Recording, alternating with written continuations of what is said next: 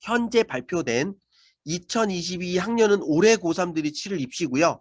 2023학년 입시는 현재 고2 아이들이 치를 입시예요. 자, 근데 왜 2021년 고3인 학생들이 치는 게 22학년 입시냐? 요거는요. 올해 고3 아이들이 대학교에 들어가면 몇 학번이죠?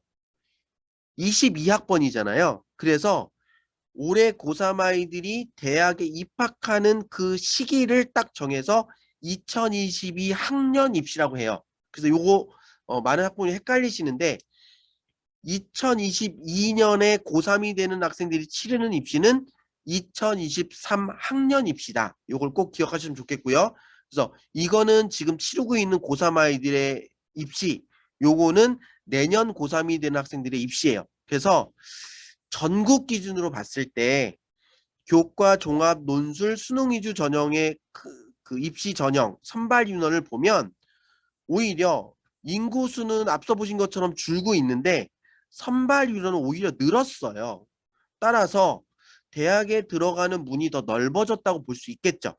자, 그럼 전형별로 보면 전국 기준으로는 학생부 교과가 가장 많이 늘었고요. 그 다음에 학생부 종합이 늘고 오히려 앞서 보신 것처럼 수능 위주 전형을 40%까지 늘린다라는 얘기가 있었음에도 불구하고 수능 위주 전형은 오히려 줄은 것처럼 보여요.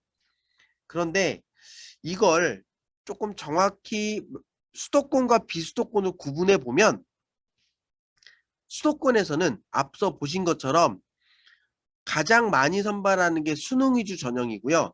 그 다음이 학생부 종합 전형을 많이 선발해요.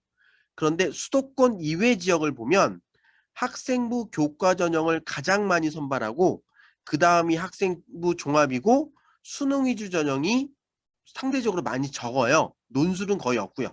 따라서 지역별로 선발하는 전형별 인원수가 많이 다르다는 거 꼭 기억하셔야 돼요. 이게 왜 그러냐면 앞서 말씀드린 것처럼 학생부 종합전형은 아이들이 내신 관리도 잘해야 되겠지만 학교의 다양한 어떤 참여 기회에 적극적으로 참여해서 학교 선생님들이 이 학생이 우수하다는 걸 학생부에 기재해주고 그 내용을 바탕으로 대학에 진학하는 전형이잖아요.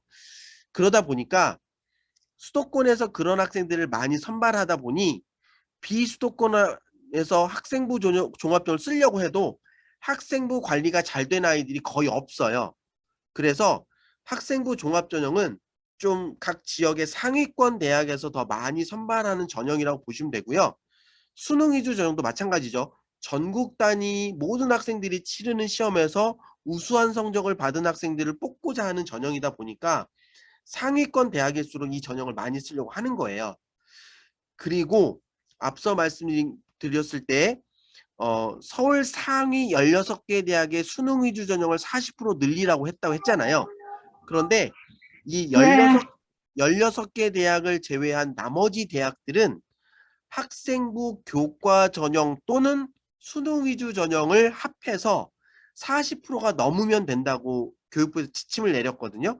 그래서 지방에 있는 학생들, 일반고 아이들이 굳이 수능을 보려고 하는 학생들이 많이 없다 보니까 비수도권 대학에서는 수능 위주 전형을 최소화하고 학생부 교과 전형을 적극적으로 활용해요.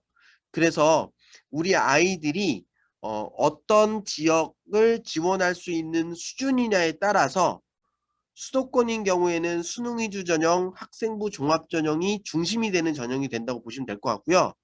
비수도권 지역에서는 학생부 교과 전형이 매우 중요한 전형이다.